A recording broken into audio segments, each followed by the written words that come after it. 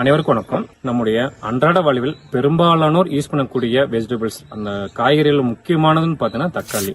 எல்லாத்தோடைய வீட்லயும் கிச்சன்ல கண்டிப்பாக இருக்கக்கூடிய ஒரு வெஜிடபிள் தான் தக்காளி. தக்காளியில நிறைய பெனிஃபிட்ஸ் இருக்கு. தக்காளி ஒரு நல்ல இம்யூன் பூஸ்டர், நம்ம உடம்புடைய நோய் எதிர்ப்பு சக்தியை அதிகரிக்கும் தன்மை உடையது. அதே மாதிரி ஆன்டி இன்ஃப்ளமேட்டரி ப்ராப்பர்ட்டி இருக்கு, இந்த வீக்கத்தை குறைக்கக்கூடிய ப்ராப்பர்ட்டி இருக்கு.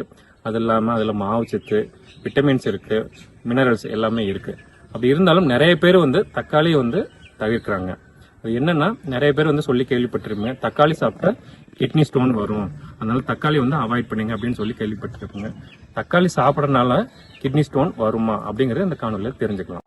தக்காளியில என்னென்ன சத்துக்கள் இருக்கு அப்படிங்கறத பார்க்கலாம். தக்காளியில பாத்தீங்கன்னா அதுல நிறைய விட்டமின்ஸ் இருக்கு. அதுல பாத்தீங்கன்னா விட்டமின் சி இருக்கு, விட்டமின் ஏ, விட்டமின் பி இருக்கு. அது இல்லாம மினரல்ஸ்ல பாத்தீங்கன்னா கால்சியம் சத்து, பாஸ்பரஸ், அதே மாதிரி இரும்பு சத்து இருக்கு. மேலும் அது இம்யூன் பூஸ்டர், அது நம்மளுடைய உடல் நோய் எதிர்ப்பு சக்தியை அதிகரிக்கக்கூடிய தன்மை இருக்கு. அது இல்லாம ஆன்டி இன்ஃப்ளமேட்டரி ப்ராப்பர்ட்டிஸ், இந்த மாதிரி ஆன்டி ஆக்சிடென்ட் ப்ராப்பர்ட்டி, இந்த மாதிரி நிறைய ப்ராப்பர்ட்டிஸ் இருக்கு.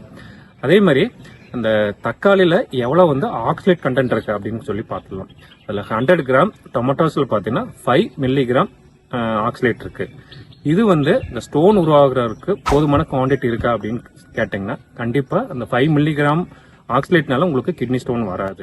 தக்காளி சாப்பிடறதுனால மட்டும் கிட்னி ஸ்டோன் வந்துடாது, அந்த ஆக்சலேட் ஸ்டோன் வராது. அது ஆக்சலேட் ஸ்டோன் இல்லாம நிறைய கிட்னி ஸ்டோன்ல நிறைய வகைகள் இருக்கு. அதுல பாத்தீங்கன்னா யூரிக் ஆசிட் ஸ்டோன் இருக்கு. அது பாத்தீங்கன்னா இந்த பியூரின் கண்டெய்னிங் ஃபுட், நான்வெஜ் மற்றும் நிறைய இந்த பியூரின் கண்டெய்னிங் ஃபுட் எல்லாம் எடுக்கும்போது அவங்களுக்கு யூரிக் ஆசிட் ஸ்டோன் வரலாம். அது இல்லாம சிஸ்டின் ஸ்டோன், ஸ்டூவைட் ஸ்டோன், அந்த மாதிரி ஸ்டோன்லயே நிறைய வகைகள் இருக்கு. ஒருத்தருக்கு ஆக்சலேட் ஸ்டோன் தான் வரணும் இல்ல, வேற ஸ்டோனுமே வரலாம். அதே மாதிரி இந்த கிட்னி ஸ்டோன் இருக்கிறவங்க எல்லாமே அந்த ஆக்சலேட் இருக்கிற கண்டென்ட் நம்ம அவாய்ட் பண்ணக்கூடாது. கிட்னி ஸ்டோன் இருக்கிறவங்க தக்காளி அவாய்ட் பண்ணாம லிமிட் பண்ணி எடுத்துக்கலாம். ஏற்கனவே கிட்னி ஸ்டோன் இருக்கிறவங்களும் சரி, அதே மாதிரி இதுவரை கிட்னி ஸ்டோன் இல்லாதவங்களும் சரி, தக்காளி கம்ப்ளீட்டா அவாய்ட் பண்ணணுங்கிறத இது கிடையாது. தக்காளி நம்ம கம்ப்ளீட்டா அவாய்ட் பண்ணாம போதுமான அளவு நம்ம எடுத்துக்கிறனால தக்காளியில் இருக்கக்கூடிய நிறைய சத்துக்கள் எல்லாமே நம்ம உடம்புக்கு கிடைக்கும். அது மட்டும் இல்லாம கிட்னி ஸ்டோன் வராமே நம்ம பார்த்துக்க முடியும்.